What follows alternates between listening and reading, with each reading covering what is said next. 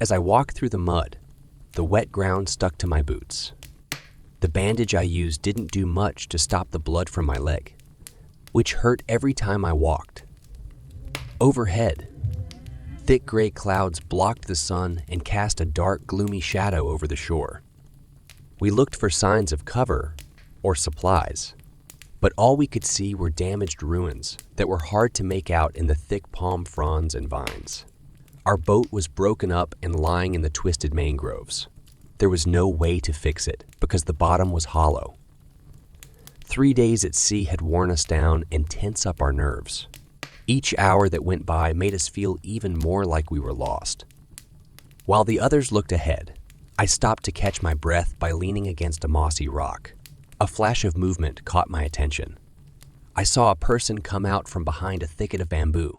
I felt dread as I saw the torn clothes hanging lifelessly from the bones that were showing.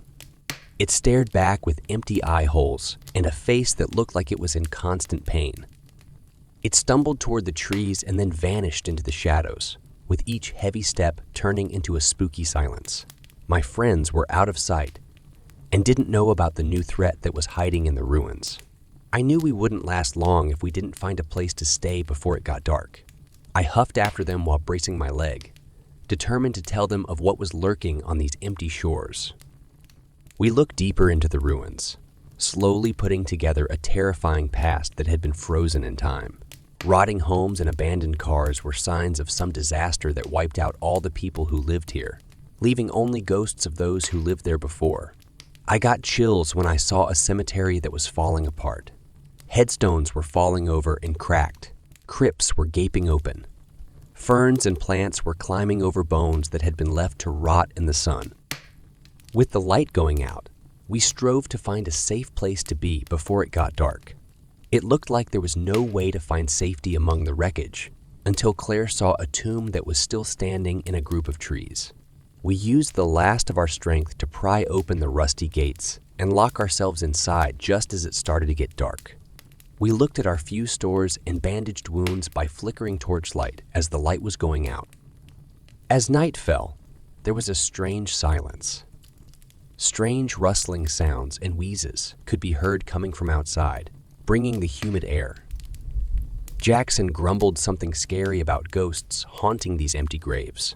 When I insisted on animals that were much more solid, they looked at me with grim disbelief until I heard grunts and clumsy footsteps far away. The shadows that were trying to get through the gate showed that they were not going to die, even though their shapes were breaking down.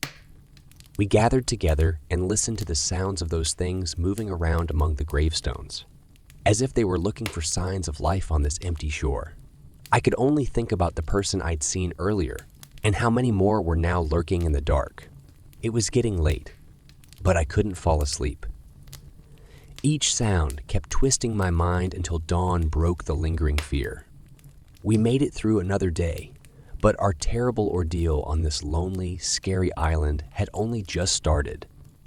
Dawn didn't bring us any relief. It only made us realize how bad things were. Desecrating this tomb had helped us stay alive, but it also put us in with the dead. Our food and water ran out every day because the wounds were getting worse under field bandages that were too dirty to risk changing. As hope went away, tempers flared. That night, noises like grunts and scrapes could be heard just outside the gates as shambling people started to gather. Their moans were more chilling than any wild rage because they sounded so sad and desperate. Jackson said in a low voice that it was his turn to join this failing business. I was sure we would find a way out, but doubt kept eating away at my promises. As night fell, a chilling sickness spread slowly and wouldn't go away. Through cracks in the door, we could see shadows moving through the graves, as if they were lost souls who couldn't rest. Their aimless wandering showed that they were being pushed forward by something, looking for their own dissolution, but missing it in some way. The morning light didn't bring any relief. It was just a brief glimpse of the outside world that was now blocked by these falling walls. As our thirst got worse, our supplies ran out and left us with nothing but crumbs. There was fighting, and I had a hard time keeping things in order. because I knew that broken unity meant disaster. As things got worse, I shut myself off and thought about better times to keep my sanity. That night, they grew into a group of lost souls who'd come to recover their resting place, but only found each other. Their cries turned into a sad song that chilled me to the core. As I held on to a rusty cross and prayed for help, I saw something shine through a crack. Beyond the gate, plants moved around where they shouldn't have, hiding something inside. When dawn came, there was no hope left, because doubt and hopelessness had suffocated it.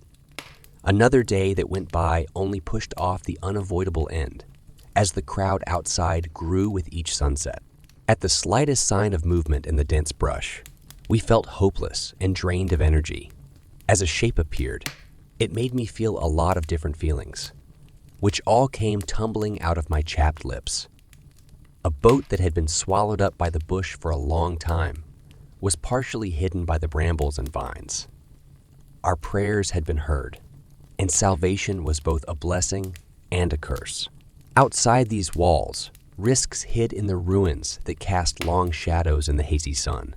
Still, staying put us to suffer among restless souls who couldn't achieve their fate. Things were getting ready in silence, with plans still being shaped in people's minds. As the sun went down, a chorus of strange complaints heralded the coming of night. Shadowy figures surrounded us, as if they could tell we were planning to resist fate. Under the cover of darkness, we would try to get away, or be put to death with these sad people. We started our escape at night, when no one was around. By prying open the gates, we sneaked past figures that were trying to avoid being seen as they walked around tiredly among broken gravestones. We stayed in the shadows as we crept toward the edge of the jungle, where the hope of salvation lay hidden in the growing plants. We worked quietly against the vines while hiding our freedom, our muscles and wills tensing up from a basic instinct to fight or run away. After a huge wrench, the boat came loose in a shower of grass and leaves. We were told not to cheer out loud because we didn't want to draw unwanted attention to our boldness. Launching was hard, but stubborn hands made it work perfectly. Once we were floating, we pushed off into the black water, leaving restless souls buried among the ruins that had been taken back by nature's lively but fair embrace. We were safe, but still stuck on this remote shore, and our fate at sea was just as unclear. We didn't dare light fires to help us find our way as we paddled quickly into the shadows that hung over jungle. Filled beaches. We only knew how to get around by looking at the moonlight reflecting off the murky water and remembering the shape of the land.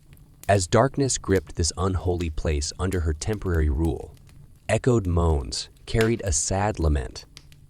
As the night went on, we glided farther away from the group, as if magnetically pulled away, but we could never fully escape their sad seriousness, which could be heard over the dark waves. Being tired but driven to keep going, survival gave weak bodies the strength to keep rowing through fatigue's thick fog. Dawn broke in the middle of a primal euphoria of endurance beating irrational hopes. But happiness faded as ashes drifted across the clear skies. As our departure was announced, a hellish chorus erupted from the shore, setting off an unholy chase through burned plants and animals. Our boat crashed through waterways that were overflowing with water, where ancient giants slept among the snake-like roots. Behind them, a huge group crashed into each other, desperate to get back what used to move their rotting bodies. Fighting the current, we caught a glimpse of a mass exodus, a fleet of rotting hulks coming out of the green shroud and crossing land and sea in a desperate attempt to avoid death. As the mangroves gave way to the open ocean, we came out of the darkness, tired but unbroken, having been through hellish trials that few mortals could have survived. Triumph grew, but our safety was still unclear. Because we couldn't see land, and a huge group of people was chasing us crazy.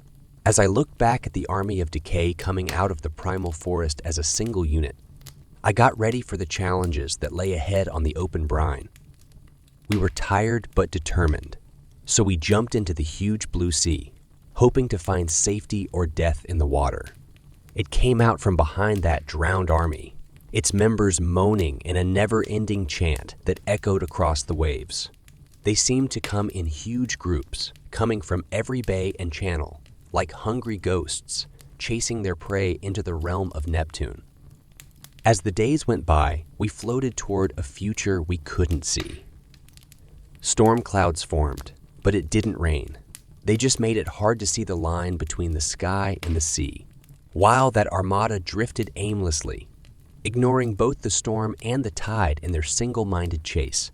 Food supplies ran out. They moaned until it turned into a discordant dirge that filled our thoughts and made our hearts pound. Land was seen, with empty beaches that didn't show any signs of people living there. When we got to land, that horde came out of the water and started walking along the shore again and again, like tired relics from a long time ago. They ignored us and were focused on something inside them that only gods could understand. We replenished what Providence had given us and got ready for the next step. We looked out at the endless cerulean dominion with both resolve and fear.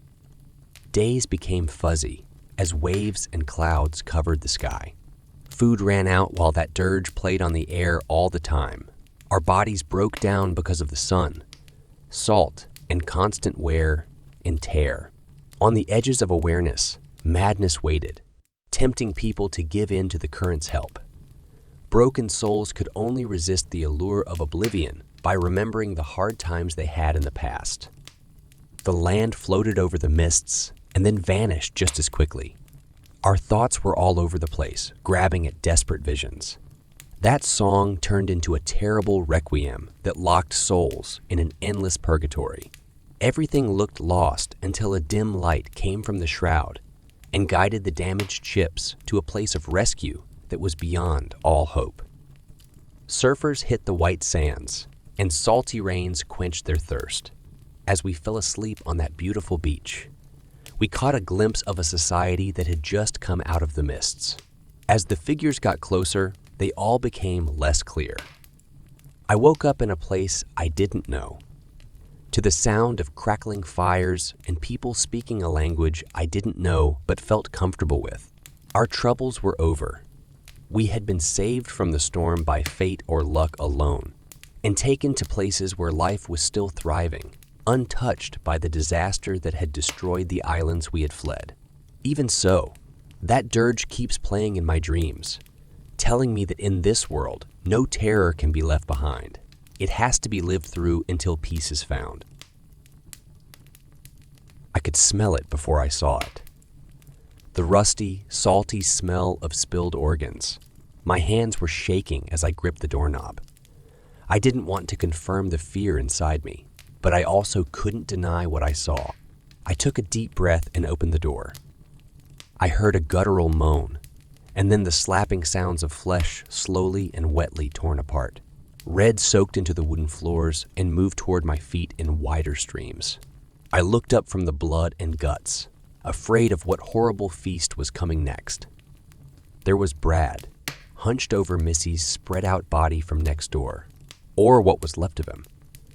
His usual broad back was covered in angry red spots, and his shirt was lying around in the chaos.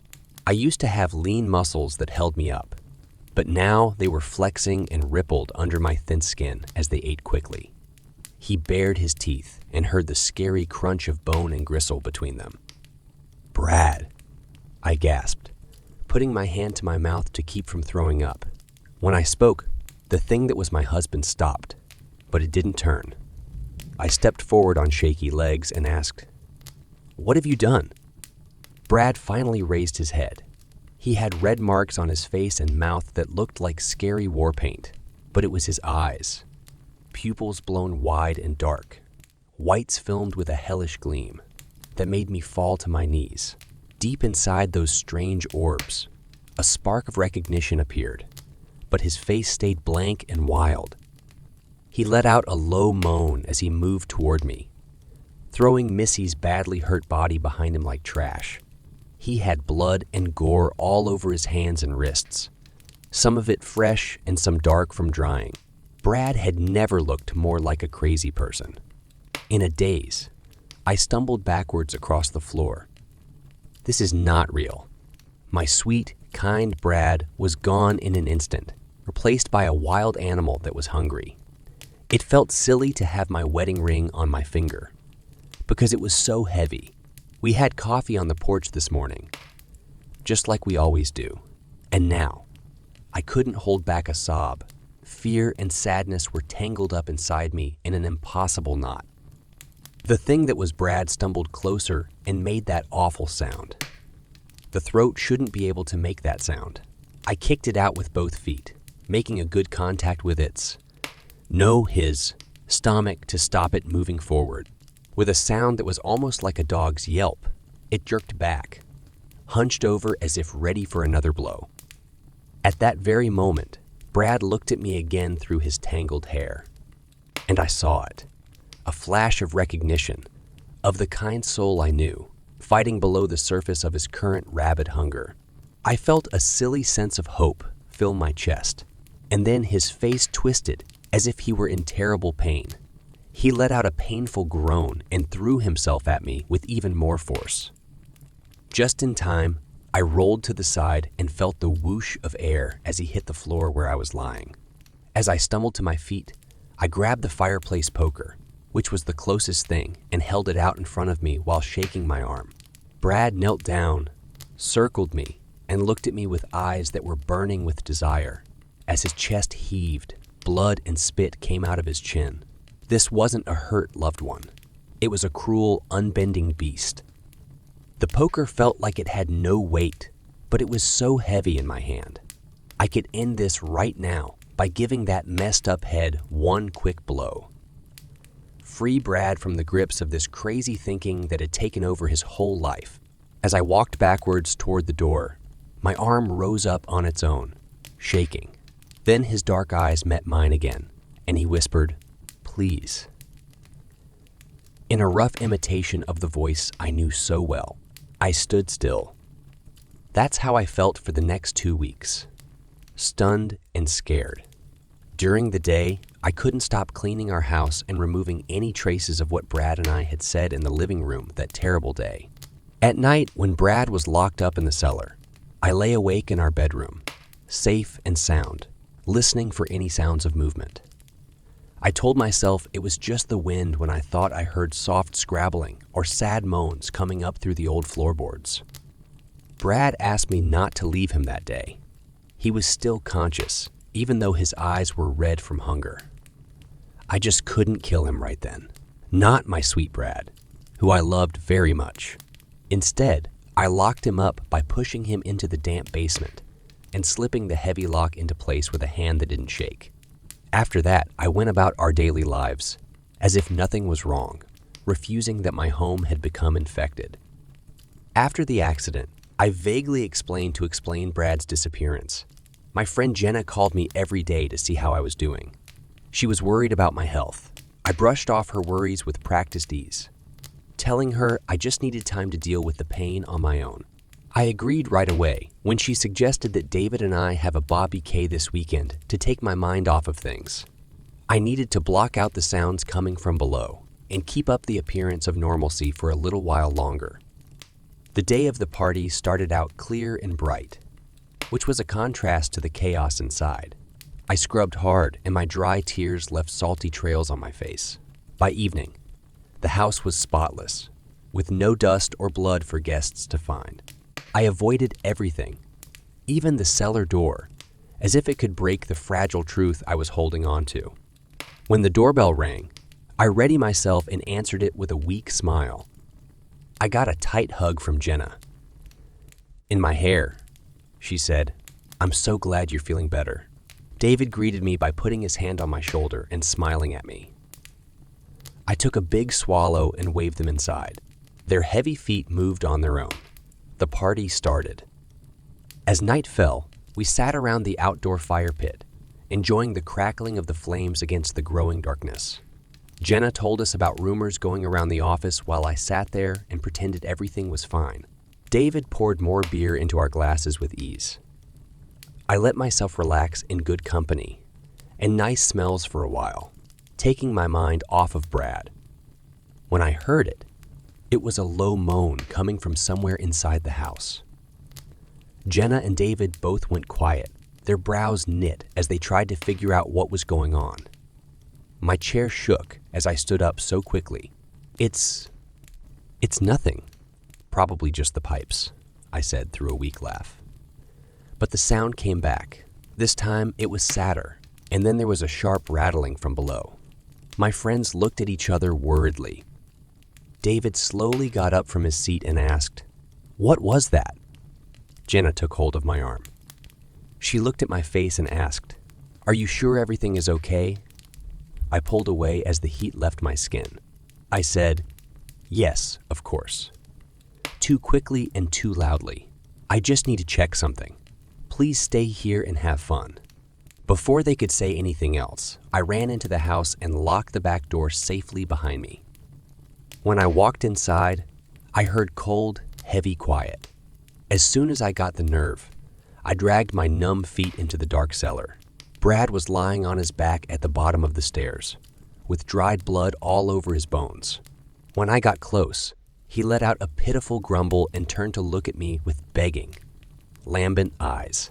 But it was his thin, hollow cheeks and red, slicked mouth that caught my attention. I could see the clear sheen of fresh blood on them in the dim light. I felt both angry and scared at the same time. "What have you done?" I hissed, my voice breaking. Brad scrambled painfully slowly toward me. His wasted features showed that he was hungry like an animal. "Please," he moaned. "Help." I backed away from his spread claws, my denial falling apart in the loud noise of reality. Jenna and David's laughter could be heard far away from above, but they didn't know that there was a monster hungry in my house. It became very clear to me that I could no longer pretend. The dead did not stay buried so easily. I locked Brad back in the cellar, and his mind was still spinning.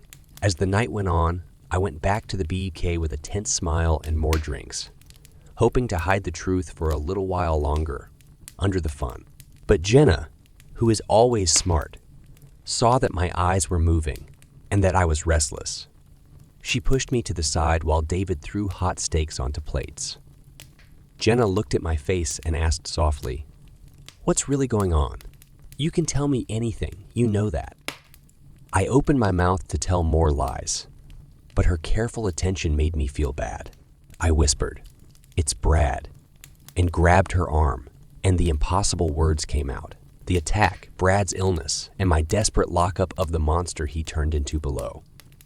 "We need to call for help right away," Jenna said in a pale voice. But she didn't move away from me. But I shook my head. Who would think that was possible? I also couldn't leave Brad just yet. "Then at least let me take you and David somewhere safe tonight," Jenna said. I almost agreed, holding to the edges of denial. But then, as night fell, a scream of pain and hunger shook through the growing darkness, coming from the cellar in a faint crescendo. David rushed over, his face etched with worry. Another scream of pain cut through the air, this time closer, along with eerie scraping and pounding sounds coming from deep underground. "That's Brad!" "He's getting away," I gasped, my heart racing. As I ran toward the house, ignoring everyone else's calls, panic took over, and I slammed the basement door open with a loud crack. When the lamplight flickered, it revealed a nightmare scene. Brad, or what was left of my husband, thrashed and writhed in a mess of broken chains and old padlocks.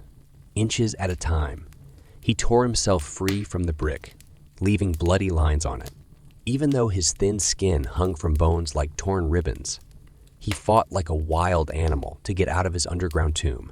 The moment our eyes met across the cellar, I saw nothing but crazed hunger and the knowledge of a target animal. Brad's badly hurt. Throat let out a deep roar as he jumped up the stairs with his limbs twisted in strange ways. Just in time, I slammed the door, and the force of his blow shook the old iron and wood. His screams and scratching got louder and louder against the wall between us. David yelled, "We need to leave now," and pushed Jenna and me quickly to the exit. But I stood there frozen as Brad's cries turned back into sad keening. I couldn't doom us all until I tried to save the man I loved from this sad half-life. As I clenched the poker from the first day with sweaty hands, I gathered my strength and opened the basement door again. Brad fell through with a rush of limbs and charged at me right away.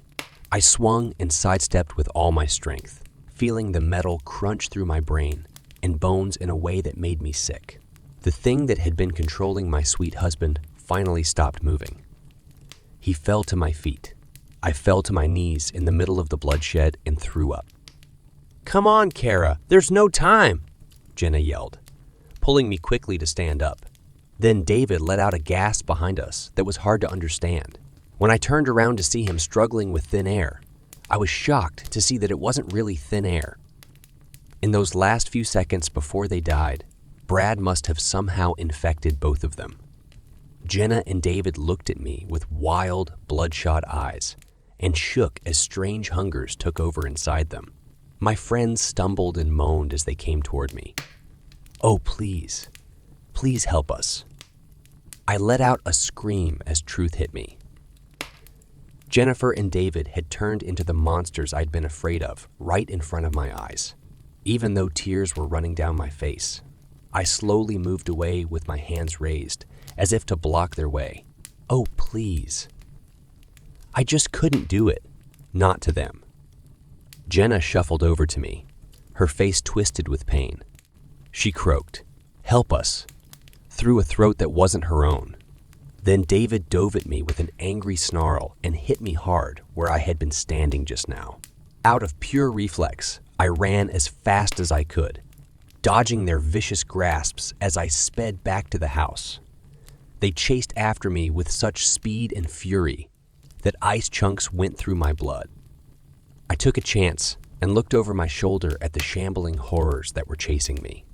My sweet friends were turned into monsters' dolls on the strings of infection.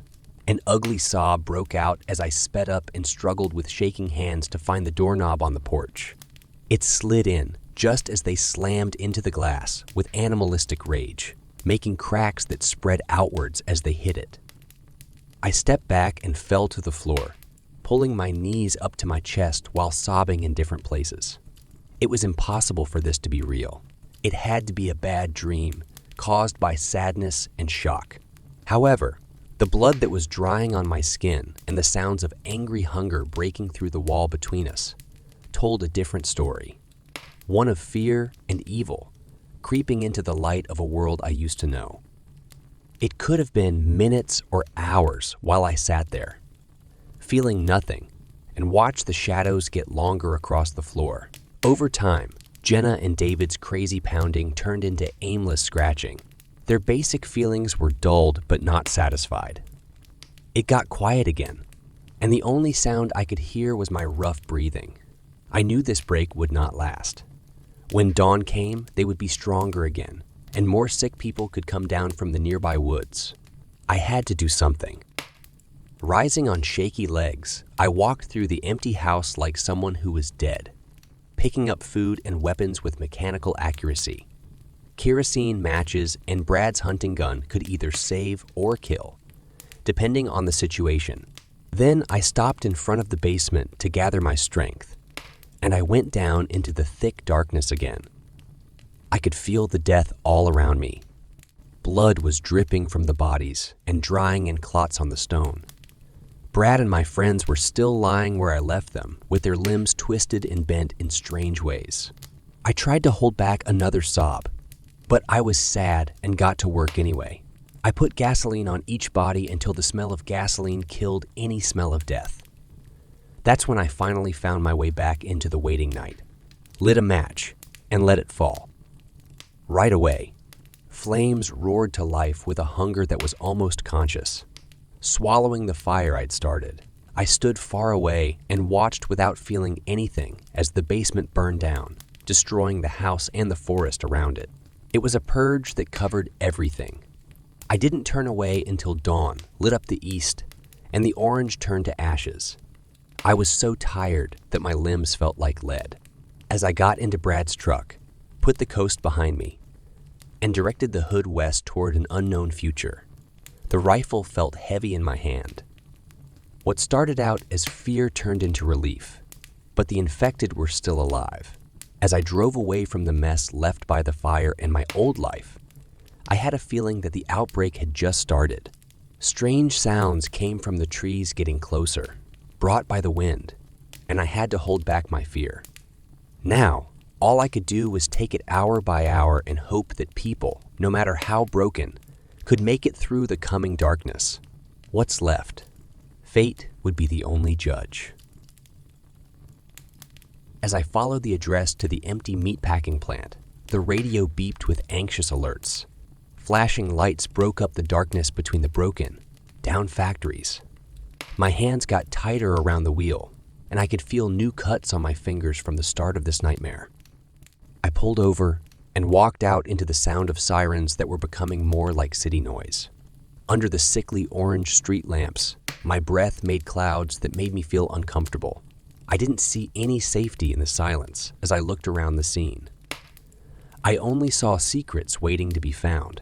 As I moved toward the plant door, my sidearm sat heavy in its holster. I ran one hand along the grip to feel safe. What used to be loading docks was now a rough place to set up.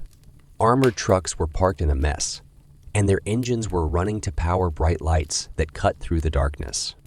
Officers stood around, their tiredness making them less focused on what they needed to do.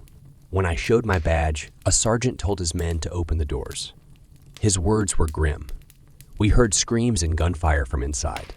Help is on the way, but who knows what's in there now? As soon as we walked through the door, the years of neglect enveloped us in darkness like a shroud. I fumbled for my flashlight, and its beam danced across abandoned machines and piles of trash. Footsteps shuffled in the distance, as if only walls separated us from some unholy vigil. My scars itched with an unnameable fear. Slowly squealing protests accompanied the maw of corroded shutters grinding upwards ahead. Light poured through the opening like a divine revelation, driving away the shadows to reveal a stain covering the factory floor. Body after mangled body was piled on top of each other, torn and gnawed in ways that made my stomach turn. But it was the living bodies staggering among the dead that shocked me with how wrong it all seemed. Their torn clothes barely covered their glistening sinew and mutilated flesh. The sergeant and his men let out startled cries and opened fire. Bullets hit the figures, but they kept moving. Some of their mangled torsos were still moving by some foul will.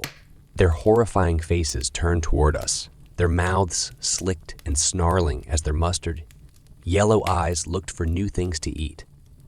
Our stand shook with shock at how strange everything was. But then our skilled shooters made it stronger again. One by one, the monstrosities fell, leaking only foul ichor instead of blood. There was an odd silence that made me feel like giving up. So I took a deep breath and told my men, sweep the area. Look for survivors. Spread out. We went through the horrible things looking for whatever had called this abattoir into being. Gun. Mounted lights cut through the darkness, shedding light on pieces of humanity that were trying to fight back against the encroaching nightmare. A woman's sweater and a child's shoe. But there were no living souls left to mourn the dead. My steps echoed in cruel mockery as I got close to another door that had been left carelessly open. Half. Expecting a new horror to come out. I braced myself and pushed it open to go inside. Empty crates and shelves surrounded me in even more solitude. Then, out of the darkness, 2 green pools caught fire, and a deep growl played on my fears like a fiddle. It came out on all fours, bare except for tangled hair and caked, on filth. It was once a man, but now it was only a rabid beast of prey. I raised my weapon on instinct, and my fingers squeezed lead into corrupt flesh before I could kill it. The thing slammed into shelves and sank twitching to the floor, its final screams going unheard. My stomach turned acid as I watched reason and mercy leave its decaying face. Survivors could no longer make up for our failure to save these wretched people from an unimaginable fate. I was left with unanswered questions and a pulsing anger that demanded blood for blood. Little did I know that the maze had only gotten deeper, and we hadn't even seen the center. As I left the plant, my hands were shaking, so I reached for a cigarette. My lighter went off once or twice, but the smoke helped calm my nerves. Outside, police were busy finishing up as the city coroner's van pulled up. I looked around the smoking ruin, still thinking about how horrible things were inside. Nothing could have prepared me for those horrible creatures. Their cruelty defied medicine, the law, and even God. What horrible thing had made people look like it again? The thought of it stalking the streets, tapping into some disease that hurts both body and soul, made my scars hurt again, and a familiar tightness welled up in my chest. "Detective?" the sergeant asked, breaking my grim trance. "We found this on one of the things. Didn't seem right keeping it from you." He held out an ID badge that said Paul Davidson, shift supervisor. This meant that someone knew about this place and what was inside. It was like a new piece fit perfectly into the bigger twisting puzzle. I frowned even more as I put the evidence away. I bribed a nearby rookie to give me a ride back to the precinct. By now, phone lines would be ringing nonstop as panic spread through every rat hole and back alley. But I needed peace and quiet to collect my thoughts in the calm before the chaos. I read case reports about animal attacks with a raised eyebrow in the homicide bullpen. Someone called about a disturbance at an internet cafe, which made me remember the address. I pulled it up and parked outside as dawn broke through the dirty neon. The pawn shop next door had bars on all the windows, and an illegible apartments to rent sign hung from the ceiling. As I climbed the creaky stairs, worried whispers came from behind a broken door at the end of the hall. "This is the police. Open up," I said firmly, but I was secretly wary. The whispering stopped as the lock was carefully released. A skinny young man peered through the crack, his eyes dark with bruises and exhaustion. "Thank God you're here, officer," he said, his voice fraying at the seams. "Something bad has been stalking our streets." I looked around the dirty, crowded room full of bodies that were getting close to being ripped apart. When my badge broke up the crowd, they stopped talking and told me in hushed tones that they could smell fear. They talked about seeing shadows in alleys, or seeing windows that were blank at night that were now full of nameless evils. But no witness could give me any clarity. They could only choke back horror. I was filled with doubt, but I gave my landlady my card and told her to call me if she heard anything. When I went outside, the neighborhood sidewalks were empty and the curtains were reluctantly drawn. Even the pigeons didn't want to leave the rustling eaves. Was this city already infected, and were the edges full of unseen predators feasting without being seen? I went to my basement apartment, but the worn oak door didn't protect me from whatever was outside. Inside, there was chaos. Case files were all over the place, and empty bottles were on every surface. 10 years of hunting had worn down the man, leaving scar tissue where softer feelings used to grow. I sat down on a broken sofa and tried to calm down. The horrible images kept coming up through the smoke of cigarettes and bourbon. A mass grave, twisted saviors, and that thing with eyes full of wild hunger that were the same as the ones at the plant. I couldn't keep my cool because I was afraid I might wake up changed or never at all. I was so tired that my nightmares clung to me like a parasite to a host. Later, sporadic sleep gave way to a sweaty dawn. As I pulled myself up, my bones protested, and I stood prodding sore muscles under a lukewarm shower. The city had slept uncomfortably too.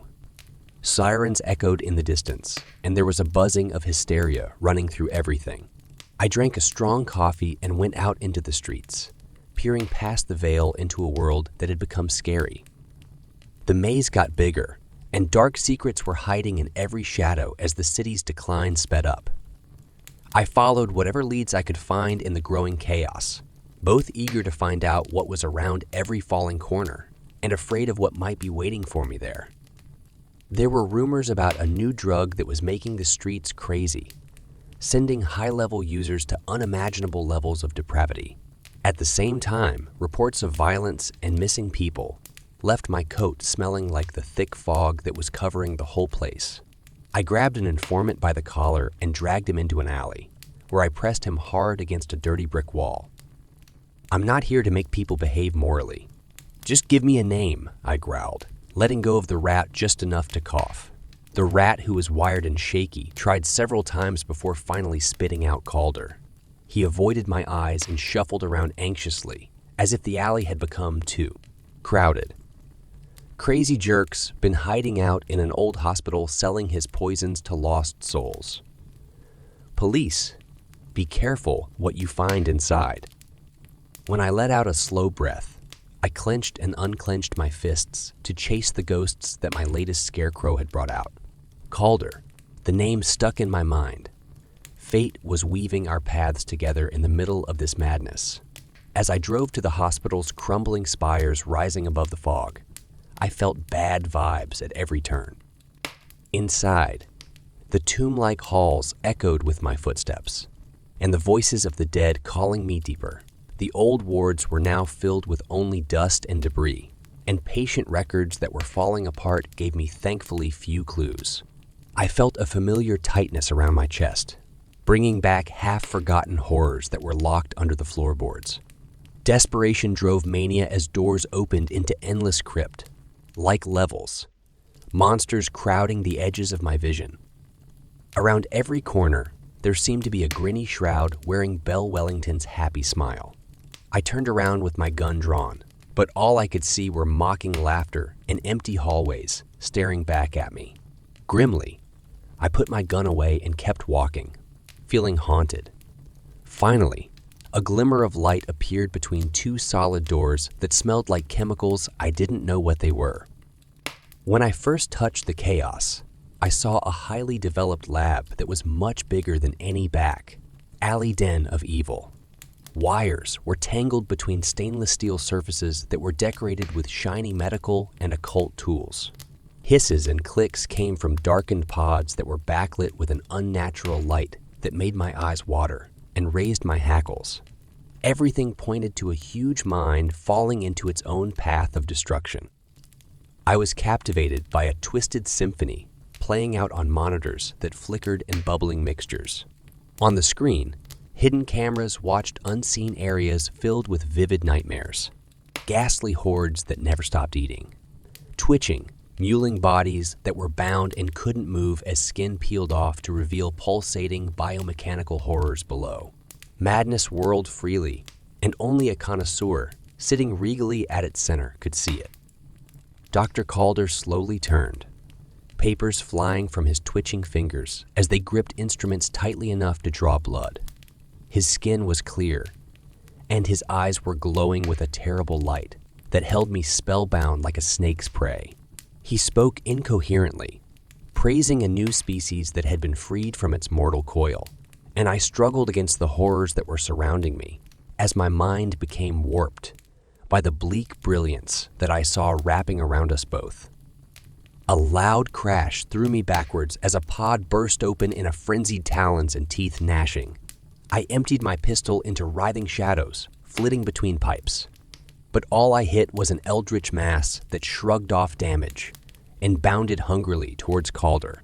The doctor howled, his eyes bulging messianically as tearing talons found grip and flesh flayed off in chunks. Dark ichor poured out as his body fell into the swirling chaos. Overhead, fluorescent lights flickered and flashed, illuminating twitching limbs slowly falling off the crumbling mound. I walked slowly to the exit, feeling sick as the implications became clear through the haze. This plague had killed its prophet, who had given up reason and instinct to worship the abyss. At the end of the journey, there was no salvation waiting, only a confrontation with the signs that were becoming clear. The city's destruction sped up as the hours went by, turning the streets into a muddy mess full of evil threats. Those who were still alive stayed inside, going on midnight raids for food while the constant wails and gunshots filled the darkness. I worked hard by myself, determined to figure out Calder's master plan before all of humanity was wiped out. My quest took me down winding alleys full of shambling bodies and through underground tunnels stinking of unnamed horrors. Each break left new scars on my body and soul, eroding any mercy that was still there. Madness was always on the edges, calling me down its red cloak. Finally, pieces came together to form a picture of the end of the world. Records from Calder's lab suggested that the sewer systems were the setting for some major final battle. My footsteps echoed through stinky floodwaters, and maggot-covered piles loomed over me like guardians of the deepest depths.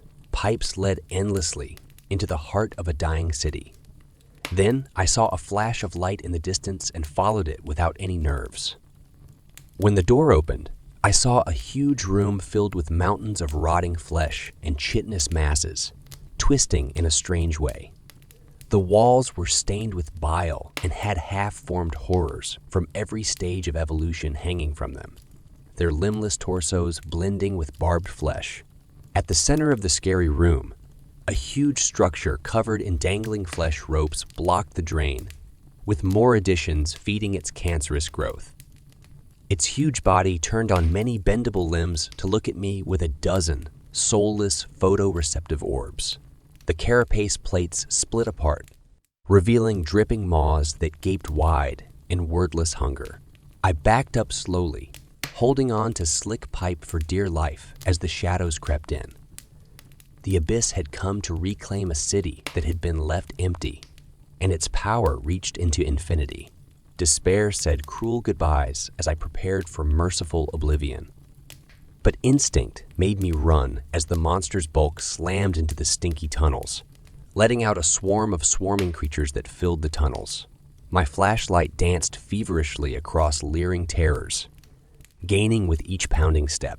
A glimmer ahead broke through the darkness, a service tunnel leading from that charnel realm into unknown territory. Fighting a rising tide, I threw myself into the darkness, being chased by ravenous howls that faded into the darkness. I spent hours wandering through the labyrinth's depths, drinking dirty rainwater that trickled through cracks.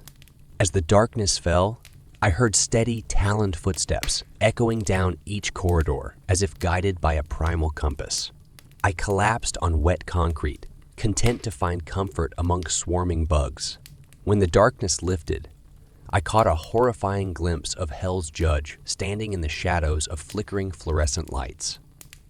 It had changed in an impossible way, becoming the abyss in the form of a vaguely humanoid defilement. Calcified plates moved, revealing a skull-like visage staring at me with cold deliberation. Some synapse deep within its corruption still held a visceral hatred for this hunter, dogging its precious designs. A gnarled limb lashed forward, its talons eagerly anticipating the kill. I rolled weakly, grasping the fallen flashlight, and lunged with all of my remaining strength. As the sharp plastic hit its plague, infected mouth, it let out an unearthly shriek that shook the foundations that were sleeping. In its last moments, its deformed body contorted wildly, slamming into the cavernous supports with spasmodic fury. Dust fell as the first tremors shook loose mortar between shaky bricks. I fell backwards into a gaping maintenance shaft and watched as the beast was buried under falling debris. Its ominous cries faded into silence. I came out of a manhole into the dark dawn of a world that had been burned clean, where familiar skylines had stood. Smoke pillars rose as survivors gathered among the ruins, though humanity clung to life by threads. Bonds formed among the ashes held some hope for redemption.